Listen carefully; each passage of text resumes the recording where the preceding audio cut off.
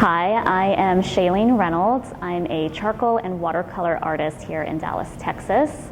Originally, I'm from Anchorage, Alaska. I was born and raised up there and attended the University of Alaska Anchorage and studied fine art. But you don't care, so what is right and what is wrong? Give me a sign.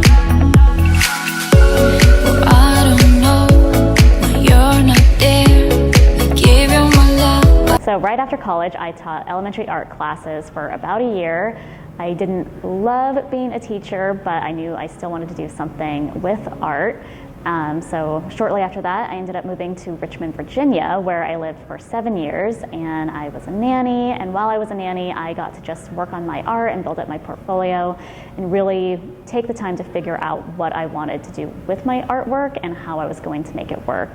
So I ended up opening up an Instagram account just for my art.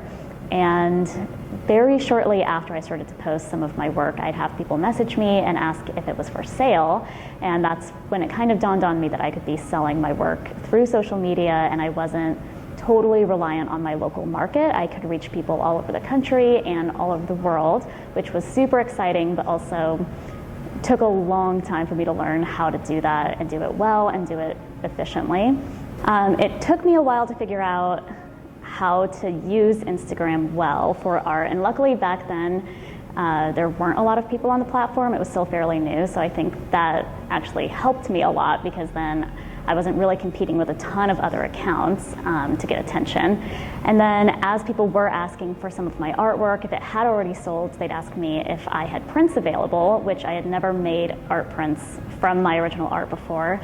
And so I was like, no, but I can make prints. And then I realized I didn't know how to make art prints.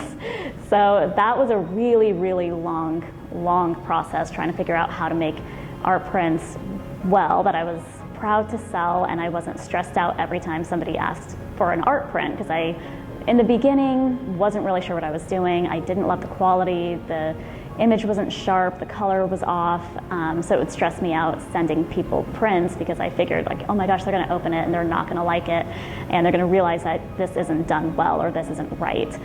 And after probably 2 years of just really, really struggling and trying all these different things, I finally decided that I was going to have my art professionally photographed so that I'd have really good color matched images to make prints off of, because I'm not a great photographer, and trying to get the color and the crop right was just, it was too much work that I wasn't good at doing. And then I started to also go through fine art printers so that my art could be printed and color matched from my file to the print so that I could offer good quality prints. They were still like poster prints, I guess, so they weren't expensive, but they were much better than the prints I had been making before. So at that point, I started to feel a little bit more confident about selling, and I didn't mind sending people art prints or shipping art prints out. But another issue I ran into was actually shipping prints, especially during the holidays or overseas. So they would get lost in the mail consistently when I would ship out of the country. Or the tracking would just go dead at some point, or the people wouldn't get them forever and ever and ever. It would take way too long. And then over the holidays, trying to ship things through the post office, like I'd ship things a month in advance and they'd still show up late. So it was incredibly stressful for me during that time to get orders and ship anything out. At some point, another artist mentioned this website called Printful, which is basically a print-on-demand site, so you can upload all of your art to it and all of your different sizes, and then when somebody buys from you from your website or your Etsy shop, it links to all of those. Then the order directly goes to Printful and they can fulfill it for you, and they have shipping stations all over the world, so if somebody from Europe got my art, then they could still get it within like a week instead of about a month, and they wouldn't have to pay an arm and a leg for shipping, which they had to do in the beginning when I was shipping everything out of like my apartment. So once all of that was finally like figured out and streamlined, I was able to focus more on how to sell my artwork, how to make better quality prints, how to get better quality materials, and do more on the business end and not like struggle so much, I guess, in just production, because that took probably 3 or 4 years for me to figure out how to do well, so I wasn't stressed every time somebody placed an order. And that's really important, but I think it took me a lot longer than it probably could have or should have if I had had other artists around me available to share in that struggle with and for us to bounce ideas off of. So yeah, I'd say it was probably 3 to 4 years of me really just struggling to make good art prints and figured that one part out. And then once I got that down, I had no problem marketing myself more or pushing for more art sales, because selling my art wasn't quite as stressful as it had been before. And it was actually saving me money, because then before I was using Printful, I would go and order like bulk supplies of my prints, and so I'd get like a certain amount in this size, a certain amount in this size, and I'd just keep them until they sold. And so I'd have to pay all that money up front and hope that these art prints sold. And sometimes they did and sometimes they didn't, and I was just out those costs. So going through something like Printful, where I just have to pay as the orders come through and I don't have to keep an inventory and I don't have to pay for those supplies, actually ended up saving me money, which freed up more funds for me to put towards better paper, better pigments and paints. I finally updated my brushes, which I had been using the same ones since college, and being able to go to more like events and do art shows, because I had a little bit more money free from my sales to actually put towards learning and participating more in the art world. Do you recommend each artist, especially for the ones starting off, to have a checklist going into the show? How do you recommend? Yeah. Yeah, so I think when you're first going into an art show, it's really important to go online and just look up things that you would need, and also check with the people who are putting the show on and the venue and see what they provide, because some places do provide lights and they do provide like tables and some little things like that, or a chair for you to sit at, and some places don't. And so it's good to know well before the show what you're going to need, and then also a way to sell your art. Like, do you have a point of sale system like Square where you can take credit cards? Do you have like a little cash box in case somebody wants to pay with cash and you have like coins and bills and stuff to switch out with them? You'll also need your business cards, and if you're a visual artist, and like prints and different prices and things like that. So there's lots of little stuff that goes into the show that you don't think about till you start to set up, and then all of a sudden you're like, oh my gosh, how do I do this? Oh my gosh, I forgot about that. And also, I don't do a ton of art shows still. I've always enjoyed doing them, but art shows aren't really a way for me to necessarily like make a lot of money. Sometimes, like when I go into a show, my goal honestly is to just kind of like cut even. So I'm not trying to make a huge profit when I'm doing an art show. I'm really just trying to meet other artists, like local artists, and meet local buyers and people in my area. Sometimes I've ended up making money off a show, but a lot of times you do have to pay to be there. So you're kind of like renting that space for the night, and there's usually a fee associated with it. You have to pay for inventory because you have your prints and things that you're putting out. You pay for your business cards that you're handing out.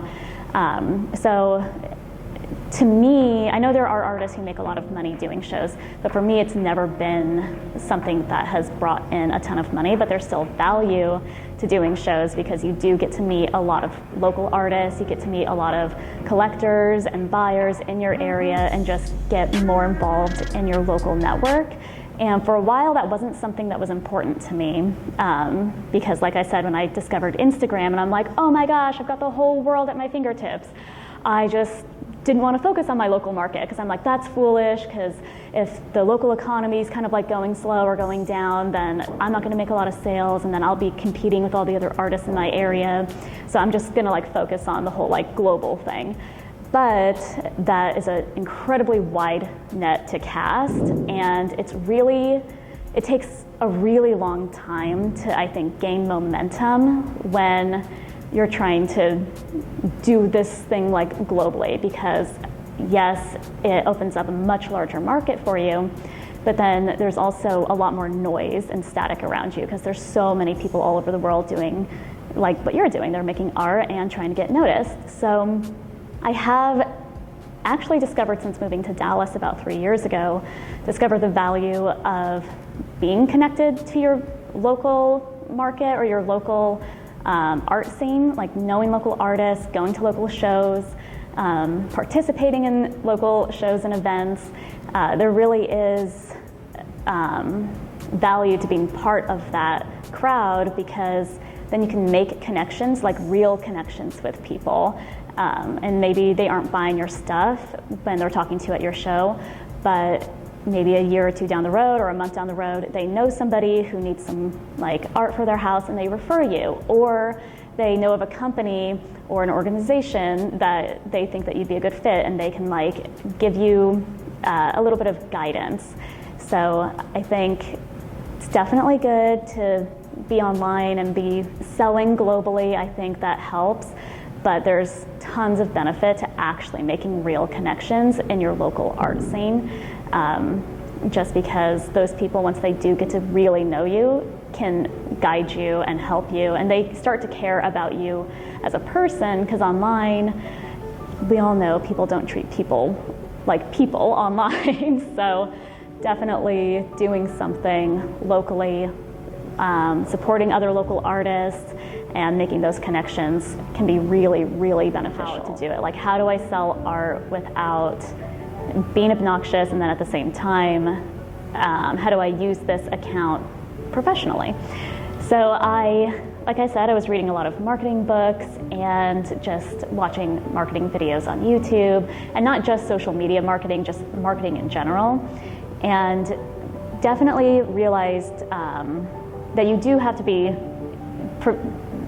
to tell people that your art is for sale, because I have my website link in my Instagram profile, and then when I finish a piece of art, I say in the description of that piece, like, this piece is available for sale, this is the cost, I also have prints, and you can shop at my link in my profile. And then on the Instagram stories, I'll post about it and be like, swipe up if you want to buy my art, like, it's available here when pieces are finished. And then I'll still, even after all of that, get people who will message me and be like, hey, do you sell your art? And I'm like, yes, yes, I sell my art. And so on one hand, I feel like I'm like pushing it a little too much, right? Like, I'm like, oh, shop my art at this link, and this piece is done, go to my profile to shop my art, and then swipe up to like buy prints. And at the same time, even doing all of that, there are people who just don't seem to hear any of that, and they still ask if my art is for sale. So you'll definitely have to market your art or tell people that your art is available, probably more than you're comfortable with. Just make sure that you're balancing all of that out with helping other people, responding to comments, being active on other people's accounts and sharing other people's artwork and giving advice freely. That way it doesn't seem like this is your shop. Like, your Instagram account or your social media account isn't your website, and it shouldn't be your website. It should be a branch of that. So when people come to my website, yes, clearly I am trying to sell my art, and that is the loudest, biggest message that I'm trying to portray on my website. That's where you go to buy my art. But then on Instagram, I'm showing the entire process for how to make stuff. So you get to see my art from like a sketch all the way through to the finished piece. I give advice sometimes, product links. I'll do Instagram stories showing some stuff or answering questions. And then at the end of it, I say, oh, and by the way, this is for sale. If you'd like to buy it, here's the link. So I think growing on social media, it's evolved a lot since I first started. Like I said, when I first started, there weren't a lot of people on Instagram, so it was really easy to kind of gain a following. And then once Facebook bought Instagram, that's when the whole algorithm really changed. It got much, much harder to start growing. So I don't know, like I'd say maybe every 4 months, maybe twice a year, I do go online and just look up like what's new with the Instagram algorithm. Like, is there stuff that I need to be paying attention to that I'm not? Are there other features that I haven't found that I should be using? So it is important, just because social media changes really quickly, to try and stay on top of it. Just, again, see what other people are doing, pay attention to what other people are doing, and try and see how you can incorporate that, or how that would work with your account and how you're portraying yourself.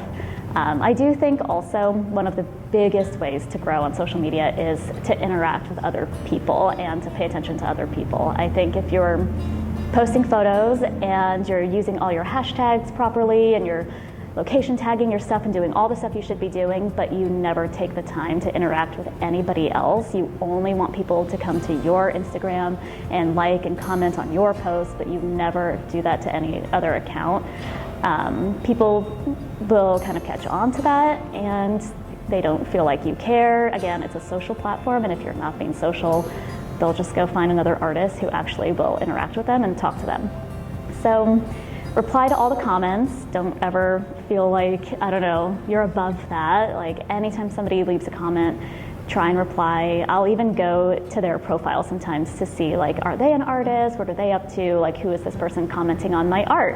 And if they have their first name listed that isn't in their handle, like if it's like Flower Power something rather, and her name is Jen, I'll go to her profile, see her name, and then be like, oh my gosh, thank you, Jen, and then at her username. That way it feels a lot more personal, and she knows that I've actually like taken a minute out of my day to pay attention to her, because she took a minute out of her day to leave me a comment and pay attention to me. And so you just want to make people feel like they're part of something. You're not just there to get their attention and show off or try and get their money. You really are trying to build like a community of people that you know and you care about. Like, there's plenty of followers that I have that I've never met, and I don't know, I always look forward to their comments, and we'll send each other like memes and stuff now. Like, we feel like friends even though we've never met. So it is important, I think, to pay attention to the business side of things. If you're using social media to show your artwork or to sell your art, then I would definitely keep your actual Instagram feed really tightly tailored and curated for that, and then use the Instagram stories to show all of your like personal stuff. So I do a lot of Instagram stories where it's just like me talking, or me showing my cat doing something funny, or like part of my process, or like a studio tour or something. And then my actual Instagram feed are images or pictures that I take with my real camera, not my phone. And I try and make them all like kind of match, and they all have the same color grading, so they go together and flow and just get really beautiful pictures. So when somebody does go and they start scrolling my feed, they get a better idea of the kind of art that I'm making. And it's not like 2 pictures of my art and then a picture of coffee and then like my cat and a sunset and more art and a pencil. Like, that's just, people won't think that you're a professional if you're not portraying yourself professionally in that feed. So just think of that as more like your portfolio, and showing people what you're actually all about. And then you can use the stories to be goofier or connect with people on a more personal level without feeling like you're trying to like portray this perfect image of your art, because you should be trying to portray kind of a perfect or professional image, but at the same time making yourself human again and like talking to people. And also, I think it's important, if this is something that you're trying to do professionally and you're trying to do it full time, you really do need to invest in your artwork. And in the beginning, you're not going to have the budget for that, and that's fine. But just take whatever money that you're making from your art and put it back into that art business, and really think of it as a business. Find people online who are living the kind of dream that you're wanting to live. If you see other full-time artists, ask them what kind of accounting software they use, what kind of marketing or business books that they're reading or podcasts that they're listening to. And there's actually a lot of really good creative podcasts for creative business owners. So I really suggest just like totally delving into that and constantly thinking about your art as a business and getting your hands on these types of materials, even if they're not catered to artists. Most of these rules of business and marketing, it's like a blanket type of rule. It goes for any media or field that you're in. So definitely think of it as a business. Invest in good materials, invest in good photography. When I first moved to Dallas, before I moved to Dallas, I got on Instagram and I was looking for Dallas photographers. And I found a photographer here. I think her handle is Beckley & Co. And I'll give you her Instagram handle so you can link it. And I just loved the style that she had. It was very clean and simple. And I messaged her and was like, hey, can I do a photo shoot with you when I move there with me and my artwork? I want to have like more professional photos to put on my website. And so she and I got together and we did, I think, 2 or 3 of my pieces. And she was really, really good at telling me like, oh, do this and we're gonna do this. And she got pictures of just my art and then pictures of me with my art. And that cost a lot of money. I think it was like around $150 to $200. But that was worth the investment because then my website just looked so much more professional. And I was not embarrassed to send anybody to my site. I was really proud of those photos. And I spent a lot of time on my art and I want it to look good when I'm portraying it, especially since I don't show a lot in art shows or in galleries.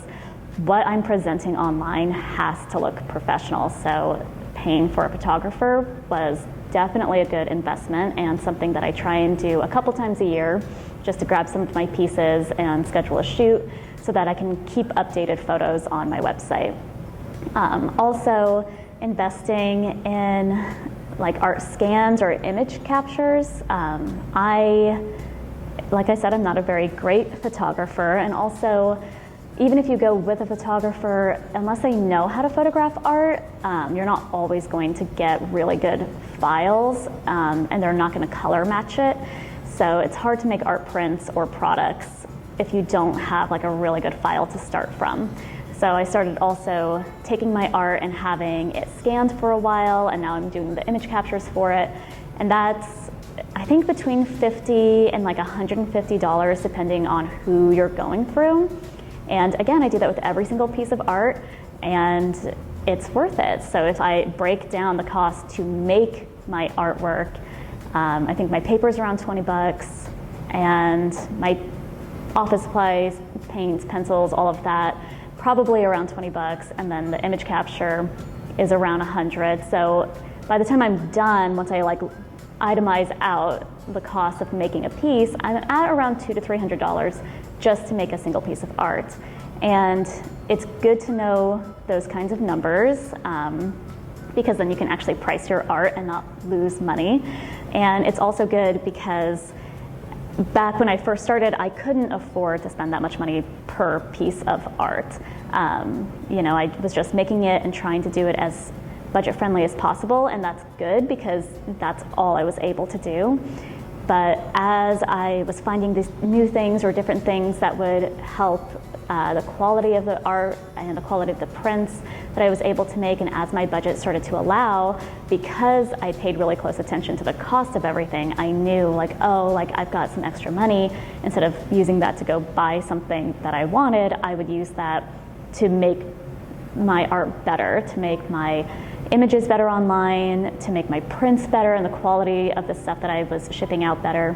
And I don't think you have to like do that constantly forever, but at some point you will, I guess, realize that your art, as it's growing, I guess you'll just realize that you do need to be putting more money into it, just again to present it better and to up the quality of it, because it should be run like a business, I think. Otherwise, it's a hobby or it's a side hustle, and that's totally fine. But again, if it's something that you're wanting to do full time, at least for me, I want to take it seriously, and I take it seriously when I'm spending $100+ to make a piece of art.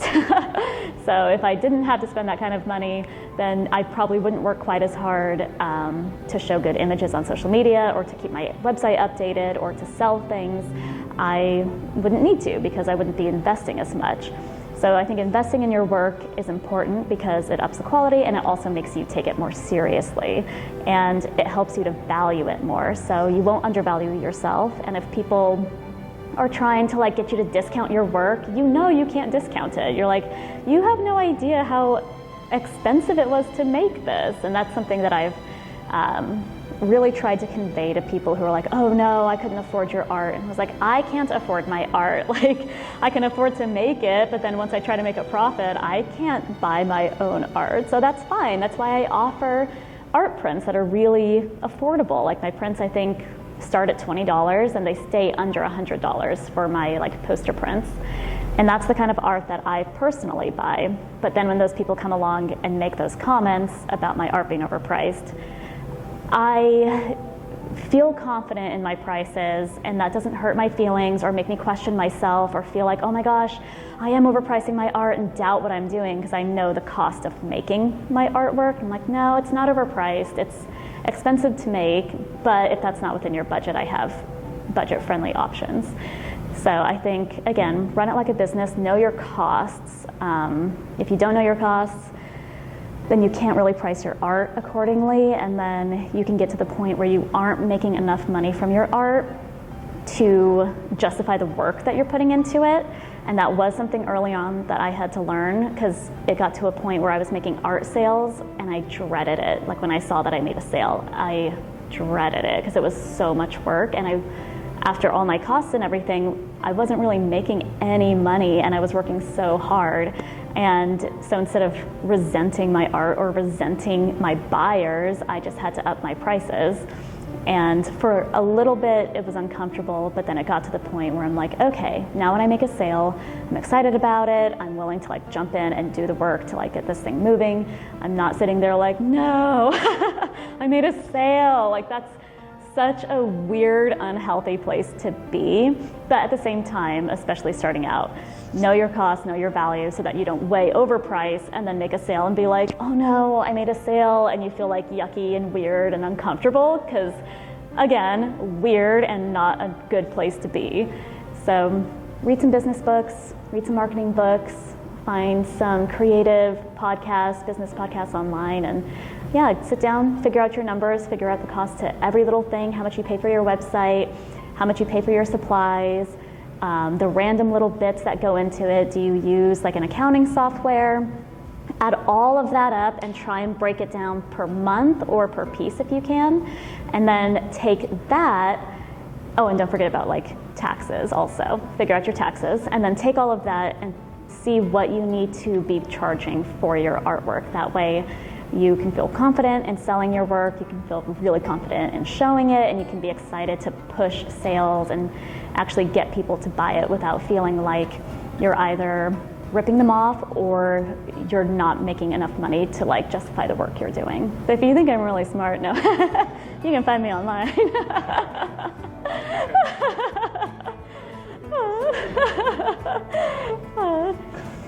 So you guys can find me on Instagram and YouTube at Shaylene Reynolds. Also, my website is ShayleneReynolds.com, and I do have a Twitter and I do have a Facebook, but I don't really use them very much. But those are also at Shaylene Reynolds.